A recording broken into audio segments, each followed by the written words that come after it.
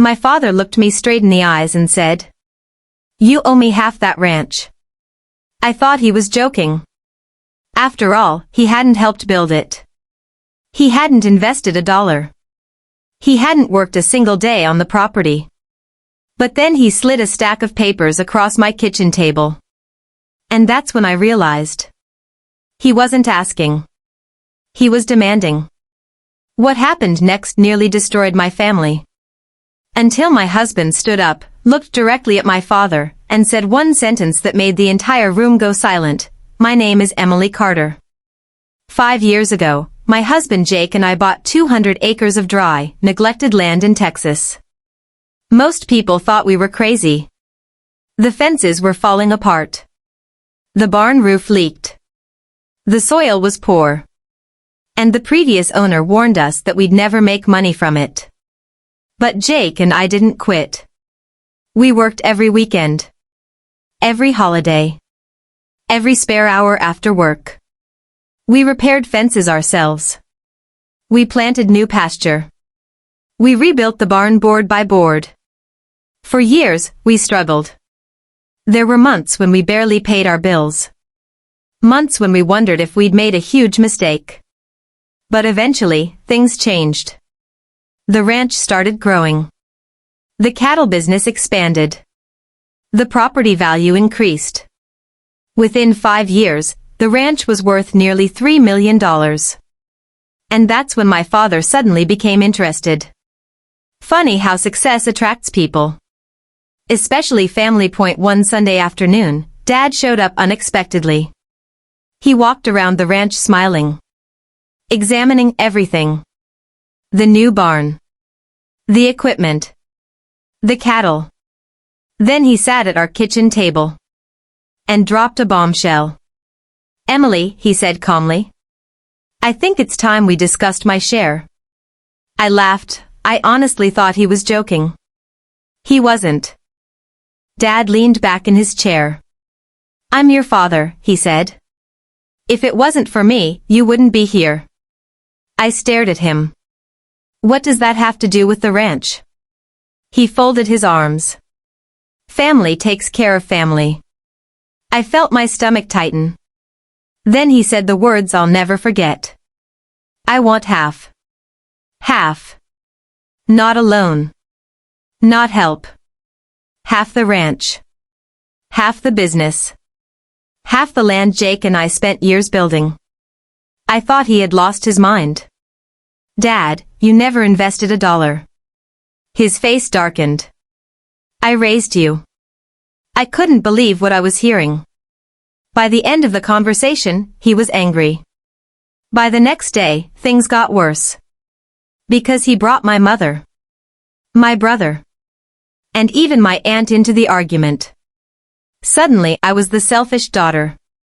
The ungrateful child. The villain. Everyone acted like I owed Dad a fortune simply because he was my father. And the pressure kept growing. A week later, Dad called a family meeting. The entire family showed up. I knew something was wrong the moment I walked inside. Dad was sitting at the head of the table. Like a king preparing to make an announcement. Then he handed me papers. Legal papers. I nearly laughed. He had actually paid a lawyer. The claim said he deserved ownership because family resources had indirectly supported me growing up. It was ridiculous. Completely ridiculous. But Dad looked confident. Very confident. He clearly believed everyone would pressure me into signing. My mother nodded. My brother nodded. My aunt nodded. Then Dad pushed the papers toward me. "Sign them." The room went silent. Everyone watched me. Waiting. Expecting me to surrender. Instead, I pushed the papers back. No. Dad's face turned red. The next 30 minutes were brutal. Dad accused me of greed. My brother called me selfish. My aunt claimed I was destroying the family. The attacks came from every direction. I felt completely alone. Until Jake stood up. My husband had barely spoken all evening. He had simply listened. Watched. Observed. Then he calmly looked at my father. And said 7 words. 7 words that changed everything. Show us $1 you invested. The room froze. Nobody spoke. Dad blinked. Jake continued. $1. Show us a receipt. 1 check. 1 payment. 1 investment. Anything. Silence. Complete silence. Because there wasn't anything. Not $1. Not 1 hour of labor. Not 1 contribution. Nothing. Dad looked around the room. Searching for help. Nobody came to his rescue. For the first time all night, the truth was impossible to ignore. Jake wasn't finished. He opened a folder. A very thick folder. Inside were 5 years of records. Loan documents. Mortgage statements. Tax records. Equipment purchases. Every payment we'd ever made. Every sacrifice. Every risk. Every struggle.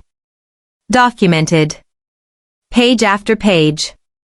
Then Jake placed the folder in front of Dad. Everything here was earned. Dad stared at the papers. His confidence vanished. My brother suddenly became very interested in his phone. My aunt stopped talking. The room felt different. Because facts are powerful. And facts don't care about feelings. Just when I thought the meeting was over, Jake revealed something else. 3 years earlier, Dad had asked us for money. A lot of money. And we gave it to him. Nearly $40,000. To help save his business. We never asked for repayment. Never complained. Never mentioned it. Until now. Jake quietly placed another document on the table. The bank transfers. The receipts. The proof. Dad's face went pale. Because suddenly everyone remembered. We had already helped him. More than once. More than generously. And now he wanted half our ranch too. The room finally saw what was happening. This wasn't about family. It was about greed. The family meeting ended quickly. Nobody pressured me anymore. Nobody demanded I sign. Nobody defended Dad. One by one, people left. Dad sat alone at the table. Looking smaller than I'd ever seen him. For months afterward, he barely called. Barely visited. The relationship changed forever. But something else changed too. The family finally stopped treating me like a child. For the first time, they saw me as someone who had built something. Someone who earned her success. Someone who didn't need permission. Ending. A year later, I was riding across the ranch at sunset. The cattle were grazing. The fences were strong.